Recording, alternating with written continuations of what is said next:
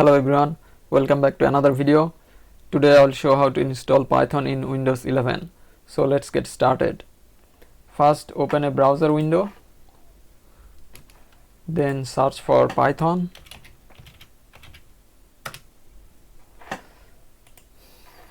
Then click on the first link. It will take you to the Python website.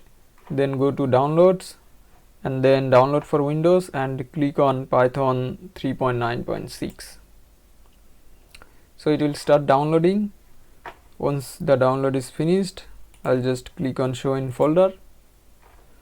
So now I'll just double click the executable file.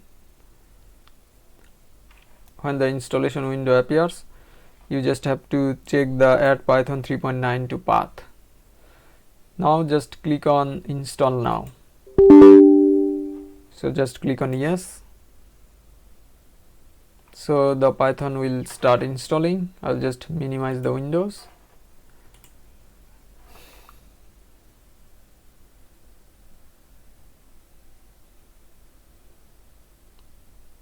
So the setup was successful.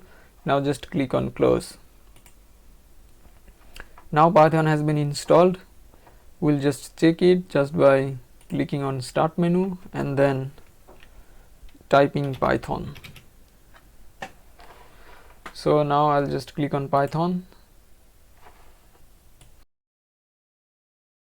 I'll just type 2 plus 3. So it gives 5. That means the Python has been installed successfully. So this is how you install Python in Windows 11. Thanks for watching. See you in the next video. Bye.